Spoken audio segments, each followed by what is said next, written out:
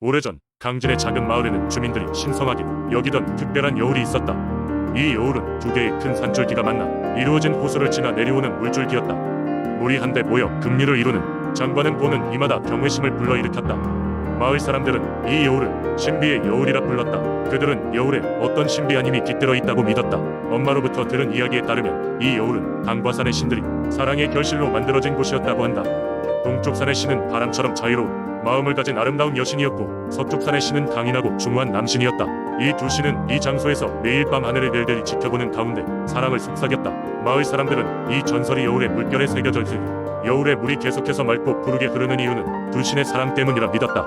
한여름이면 각종 재물이 여울가에 놓여졌다. 주민들은 과일, 곡식, 아름다운 꽃들을 바구니에 넣어 여울의 신들을 기쁘게 하려고 애썼다. 이들은 여울의 신들이 기뻐해야만 마을에 비도 충분히 내려 농사도 잘 될 수 있다고 믿었다. 그리고 매년 7월 초에는 마을 축제가 열려 주민들이 모여 여울을 향해 감사와 소망의 기도를 올렸다. 하지만 어느 해인가 마을에 가뭄이 들기 시작하면서 상황은 달라졌다. 여울의 수량이 줄어들기 시작했고 마을의 풍작도 위기에 처했다. 사람들은 여울의 신들이 화가 난 것이 분명하다고 생각했다. 이유를 알 수 없었던 그들은 더욱 많은 재물과 정성을 들여 신들의 마음을 풀어보려고 했다. 그해 여름, 한 젊은 청년이 여울가로 찾아왔다. 그는 타지에서 온 낯선 청년이었지만 여울에 대해 잘 알고 있는 듯했다. 그는 주민들에게 신들의 노여움을 풀기 위해서는 진정한 마음의 재물이 필요하다고 말했다. 사실 재물보다는 마을 사람들끼리 서로 도와주고 이해하는 마음이 더 중요하다는 것이었다. 청년은 마을 사람들에게 진솔한 대화를 시작하도록 격려했고, 그 과정에서 오랫동안 숨겨졌다 과거의 오해와 분쟁이 하나둘씩 해결되기 시작했다. 사람들은 청년의 이끄는 대로 서로에 대한 감사와 사랑의 마음을 담아 진정한 기도의 시간을 가졌다. 어느 날 밤 마을 하늘에는 유난히 많은 별들이 빛나고 있었다. 그리고 신비의 여울에서 도약한 빛이 퍼져나가더니 갑자기 수량이 크게 불어났다. 주민들은 다시 한번 여울이 아름답게 흐르는 것을 보고 감격의 눈물을 흘렸다. 그 순간 사람이든 신이든 모두가 서로에 대한 사랑과 이해가 가장 중요하다는 것을 알게 되었다. 청년은 그 이후로 사라졌고, 사람들은 그가 바로 신들이 보낸 사자였다고 믿었다. 이 사건 이후로 강진 마을 주민들은 신비의 여울에서 마을의 널숲과 화합의 중요성을 되생각하며 매년 축제를 이어갔다. 신비의 여울은 이제 단순한 아름다움을 넘어 주민들의 사랑과 소통의 상징이 되었다. 두 번째 이야기, 옛날 장흥 지역에는 수려한 자연 환경과 함께 수많은 민속 신앙 이야기가 흐르고 있었다. 그중 가장 유명한 이야기는 용산 저수지에 서식하던 거대한 잉어 이야기다. 아닐 수 없다. 마을 사람들은 이 잉어를 용산의 수호신이라 불렀다. 전설에 따르면 이 신비로운 잉어는 장흥이 아직 작은 어촌 마을이었을 때부터 존재했다고 한다. 저수지 주변에는 언제나 푸른 나무들이 무성했고 맑은 물이 흐르며 수많은 물고기들이 뛰놀았다. 그러나 다른 물고기들과는 달리 이 거대한 잉어는 언제나 저수지 위중심에 머물며 주변을 지켰다. 어느 날 갑작스럽게 장흥 일대에 큰 가뭄이 닥쳤다. 비는 오지 않고 저수지는 점점 바닥을 드러내기 시작했다. 사람들은 두려움에 떨었다. 그러자 마을의 원로들 중 한 명이 고 노인은 마을 사람들에게 용산 저수지의 거대한 잉어에게 제사를 올려 가뭄을 해결해 보자고 제안했다. 마을 사람들은 고 노인의 제안에 따라 저수지로 모여들었고, 그들은 정성스럽게 음식과 술을 준비하여 저수지 가장자리에 놓았다. 마을의 젊은이들은 저수지를 한 바퀴 돌며 정성을 다해 노래를 부르며 잉어의 기운을 기리기 시작했다. 그렇게 몇 시간이 지나자 저수지의 물은 점점 움직이며 마치 저수지 자체가 숨을 쉬는 듯한 모습을 보여주었다. 갑자기 큰 물보라가 일더니 그 거대한 잉어가 물 위로 모습을 드러냈다. 사람들은 잠시 숨을 죽였고, 잉어는 마치 모든 것을 이해한 듯 고개를 끄덕이며 용솟음쳤다. 그러자 마치 누구라도 기다렸다는 듯이 하늘에는 비구름이 모여들기 시작했고, 곧이어 시원한 빗방울이 장흥에 내리기 시작했다. 가뭄은 그렇게 끝을 맺었고, 마을 사람들은 용산 저수지의 수호신 잉어에 대한 신앙을 더욱 깊게 가지게 되며 매년 봄마다 이 잉어를 위한 제사를 지냈다. 사람들은 서로를 위해 저수지 위물을 아껴 사용하며 이 아름다운 자연을 보존하기 위해 노력하겠다고 맹세했다.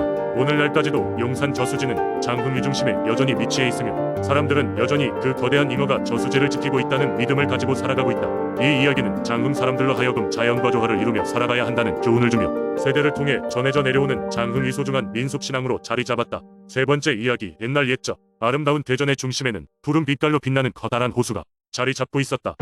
이 호수는 마을 사람들에게 물을 공급해주는 귀중한 자원이었고, 그들은 이를 푸른 용의 바다라고 불렀다. 그러나 이 호수는 단순히 자연의 일부가 아닌 특별한 전설을 품고 있었다. 전설에 따르면 호수 깊은 곳에는 위대한 수호신 정령, 즉 푸른 용이 살고 있었다. 이 용은 대전 지역을 평화롭게 유지하고 마을 사람들에게 풍요를 가져다주는 신성한 존재로 알려져 있었다. 매년 첫 번째 보름달이 뜨는 밤 마을 사람들은 호수 가까이 모여 청룡 축제를 열었다. 이 축제는 수호신에게 감사의 마음을 전하고 앞으로의 안녕을 기원하기 위한 행사였다. 마을 사람들은 각자 의농작물과 음식을 공양하며 용에게 자신의 소원을 빌었다고 전해진다.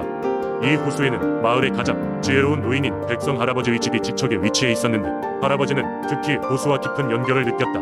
어느 날 밤 백성 할아버지는 호수 근처에서 들려오는 기이한 목소리를 듣고 잠에서 깨어났다. 수호신 청룡의 목소리가 그로하여금 호수로 이끌었다. 할아버지가 호수로 다가가니 수면 위에 푸른 빛의 형상이 나타나더니 뚜렷한 용의 모습으로 변했다. 청룡은 침울한 목소리로 말하기 시작했다. 이곳의 평화가 곧 위협받을 것이다. 탐욕으로 가득 찬 외부의 무리가 마을로 들어와 이 호수를 더럽히고 마을 사람들을 괴롭히려 한다. 그들에게 물리적으로 맞설 것인지 혹은 지혜를 가르쳐 그들을 전향시킬 것인지는 너희의 선택에 달렸다. 백성 할아버지는 그 경고를 듣고 나니 받자마자 마을 사람들에게 즉시 알렸다. 마을 사람들은 깊은 고민에 빠졌다. 외부의 위협을 설득할 필요가 있었지만 동시에 자신의 안전을 지켜야 한다는 두려움도 있었다. 몇 날 며칠을 논의한 끝에 그들은 지혜로 이기기로 결심했다. 마을 청년들 몇몇은 각자 자신의 역할을 맡아 외부 무리들의 지도자를 찾아 평화적 해결을 제안하기로 했다. 이 만남은 긴장이 감도는 가운데 시작되었지만 마을 사람들의 진정성 있는 접근법과 설득력 있는 대화 덕분에 외부 무리들은 점차 마음을 열기 시작했다. 그들 또한 치열한 투쟁보다는 새로운 땅과 사람들과의 화합을 원하고 있었다. 결국 양측은 서로의 문화를 존중하고 공유하며 감정을 나누기로 합의했다. 그 후로 마을은 더욱더 번영했다. 매년 청룡축제는 예전의 전 지역 사람이 참여하는 축제로 발전하였고 청룡은 여전히 그들의 평화를 지켜주는 수호신으로 기억될 수 있었다. 백성 할아버지는 자신의 집에서 오랫동안 호수를 지켜보며 그날의 경고를 받았던 순간을 마음속에 간직하며 모든 것이 올바르게 이루어졌음을 조용히 기뻐했다. 그리고 지금까지도 청룡의 전설은 대전 사람들의 가슴 속 깊이 자리 잡고 있다. 네 번째 이야기. 옛날 옛적 하늘에 가까운 높은 산들이 구름과 맞닿아 있던 시절 태백산에는 신비로운 전설이 전해져 내려오곤 했습니다. 이곳은 숱한 도전자들이 그 삼봉우리를 정복하려 했지만 결코 시이 허락되지 않는 산세와 안개가 그들을 곧잘 길 잃게 만들곤 했습니다. 이렇게 험난한 자연 속에서는 신령스러운 존재가 살아 숨쉰다 믿었습니다. 바로 태백산의 수호자 백호라는 이름의 사자였습니다. 백호는 100년에 한 번 나타나 산을 지키는 신령으로 사람들에게 두려움과 동시에 경외의 대상이었습니다. 백호가 산을 내달릴 때면 태백산의 모든 생명체가 숲에서 그 흔적을 느끼고 숨을 죽였다고 전해집니다. 사람들이 백호의 전설을 믿고 그 흔적을 찾으려 했던 것은 단순히 호기심 때문만은 아니었습니다. 전설에 따르면 백호의 발자국을 발견한 자는 하늘의 뜻을 전해 받을 수 있는 특별한 능력을 얻게 된다는 것이었습니다. 그리하여 많은 사람들이 꿈꾸듯 백호의 흔적을 찾아 헤맸습니다.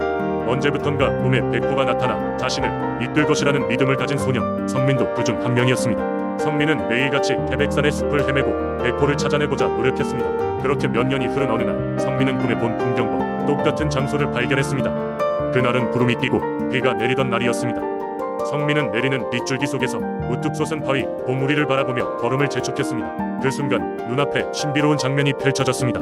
산길에 깊게 패인 거대한 발자국, 분명 수천 년의 이야기를 간직한 신령의 흔적임을 감지할 수 있었습니다.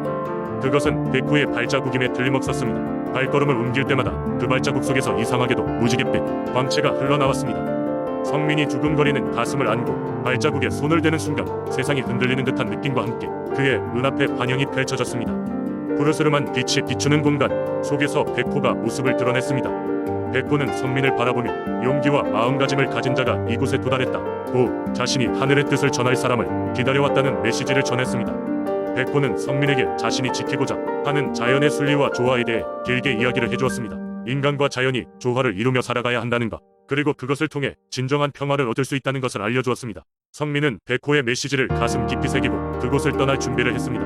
이후 성민은 마을로 돌아와 태백산의 이야기를 사람들에게 전하고 자연의 소중함을 알리며 살아갔습니다. 백호의 전설은 태백산의 안개와 바람 속에 여전히 아른거리고 그곳을 찾는 이들에게 신비로운 경험을 선사하곤 했습니다. 100년에 한 번 그 발자국을 찾아 나서는 용기 있는 자들에게 말입니다.